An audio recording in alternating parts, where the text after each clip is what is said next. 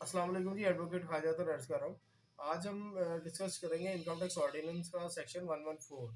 तो जिसमें मैं आप लोगों की रहनुमाई करने की कोशिश करूंगा कि सादे और साफ अल्फाज में जो है रहनुमाई की जाए, ताकि आपको समझ आ सके कि इनकम टैक्स रिटर्न जो है उसमें कौन कौन से लोग आते हैं फाइलिंग करने के लिए। तो मेरे वीडियो को एंड तक देखें। इसमें आपको काफ़ी कुछ मटीरियल मिलेगा जिससे आपको समझने में आसानी होगी। अच्छा जी, चलते हैं, स्टार्ट करते हैं अपनी वीडियो को। सेक्शन 114 जो है इनकम टैक्स ऑर्डिनेंस के तहत, जैसे मैंने पहले आपको जिक्र किया है कि इसमें हम अपनी इनकम टैक्स रिटर्न फाइल करते हैं। और इनकम टैक्स रिटर्न फाइल कौन करता है? वो लोग फाइल करेंगे इनकम टैक्स रिटर्न जो कि कोई कंपनी हो, या फिर अदर देन कंपनी इंडिविजुअल्स हो सकते हैं, उसमें बिजनेस पर्सन हो सकते हैं, और सैलरीड पर्सन होते हैं ऑब्वियसली। इसके अलावा जो है लोग जो कमीशन ले रहे हैं, या जिनके पास अपना प्लॉट या फ्लैट है विद द म्यूनसिपल कॉर्पोरेशन जो भी है, इसमें वो फॉल करते हैं। ये लोग तो वो आ जाते हैं। फिर इसके अलावा 1000 सीसी की गाड़ी जिसके पास है, वो भी इनकम टैक्स ऑर्डिनेंस कानून ये कहता है कि वो बंदा अपनी इनकम टैक्स रिटर्न जो है वो फाइल करे, और पाबंद है इस चीज़ का।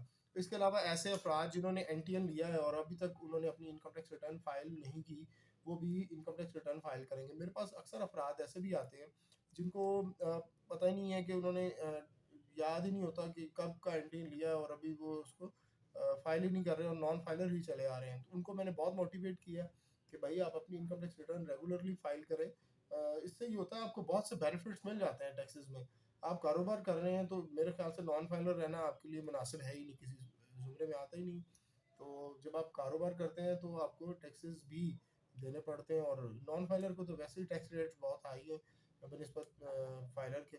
तो ये भी एक बीच में सजेशन और रिक्वेस्ट है आप लोगों से कि अपने आप को फाइलर रखें, और हमेशा प्रोफेशनल लोगों से ही अपनी इनकम टैक्स रिटर्न बनवाएं। ना कि ये कि जो लोग अक्सर ये कह देते हैं कि ये रिटर्न फाइल की और मुझे बाद में पता नहीं चला कि मैंने फलां बंदे से फाइल करवा ली थी, ऑनलाइन फाइल करवा ली।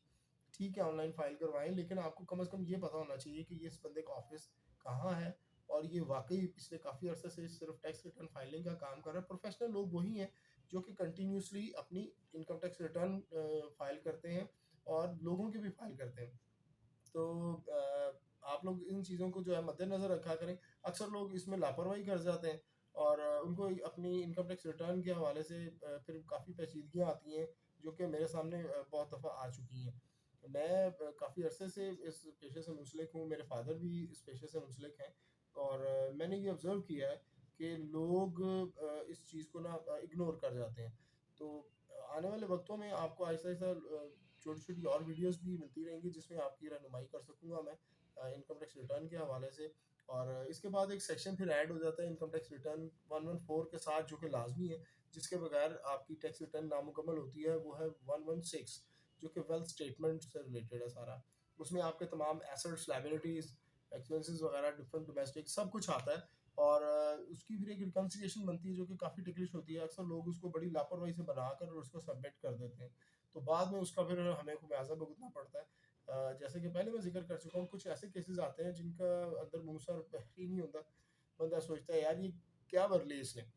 तो मेरी आप लोगों से रिक्वेस्ट है कि हमेशा आप ऐसे जो काम करें, तो आप उसको कम से कम खुद से जस्टिफाई करने के लिए रिटर्न भरें, आप जिसकी मर्जी भरें, लेकिन उसको जस्टिफाइबल हो कि ये इसको आप जस्टिफाई कर सकते हैं कि ये आंखें बंद करके रिटर्न भर देना कोई कमाल की बात नहीं होती। तो बहरहाल, अपना और अपने अजीज़ों और का ख्याल रखें जनाब, और मेरे चैनल को सब्सक्राइब करें, मेरे वीडियोस को देखें।